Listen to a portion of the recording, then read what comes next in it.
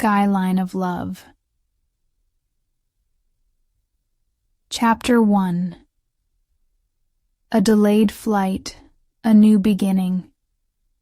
Max Carter, a successful British businessman, arrives at JFK Airport, ready to board his flight back to London.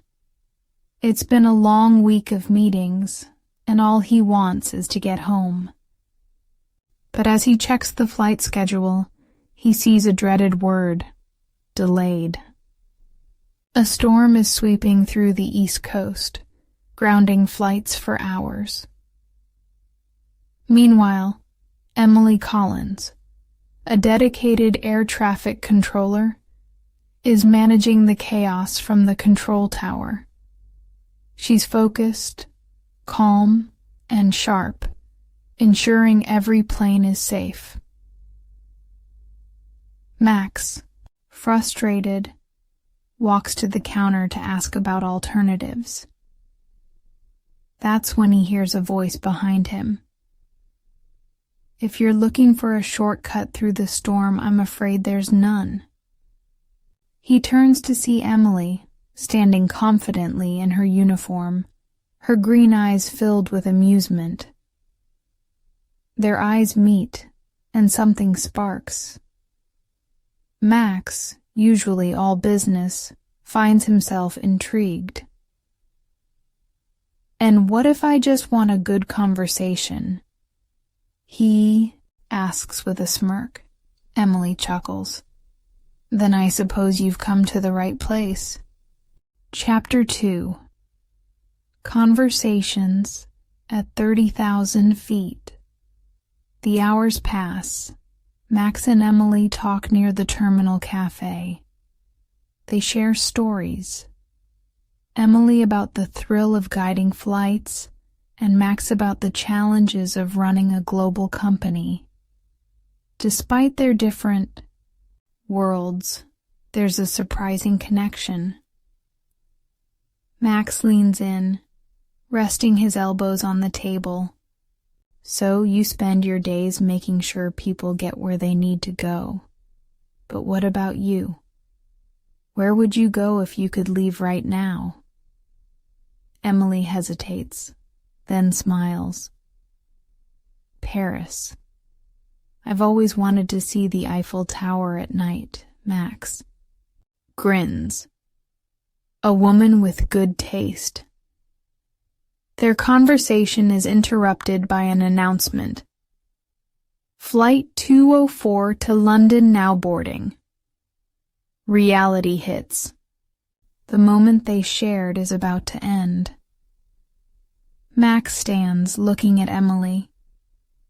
"You know, this might sound crazy, but I don't want to just say goodbye." Emily crosses her arms, raising an eyebrow. "So, what do you suggest?" Max pulls out his phone. "Give me your number. Let's not make this a one-time thing." She hesitates for a second, then takes his phone and types it in. "Safe flight, Mr. Carter." Chapter 3. Messages. Across the ocean. Days turn into weeks, and what started as casual texting becomes something deeper. Max and Emily talk every night, sharing their daily lives across time zones. Max: "I had a terrible meeting today. The guy wouldn't stop talking about his yacht. I wanted to jump off the building." Emily: "Maybe he was trying to impress you. Do you own a yacht?" Max: "I prefer airplanes, or maybe just a good conversation with a certain air traffic controller." Emily blushes as she reads the message. It's becoming clear. This isn't just small talk. One evening, Max sends a message. "What if I flew back to New York next weekend? Would you let me take you to dinner?" Emily's heart races. I'd like that. Chapter 4. A weekend in New York. Max keeps his promise.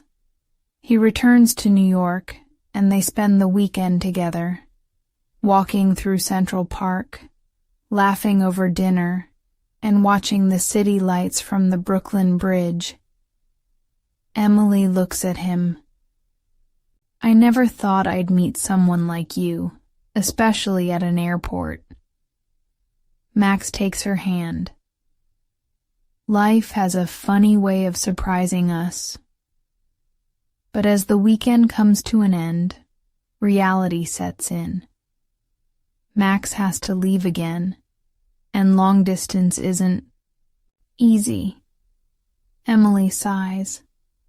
This is going to be hard. Max squeezes her hand.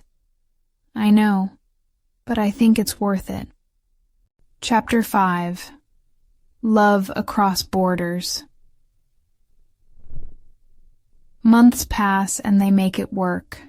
Video calls, surprise visits, and handwritten letters keep their love alive. But the distance starts taking its toll. One night Emily calls Max. I miss you. I don't know how much longer I can do this. Max is silent for a moment. Then he says, what if we change things?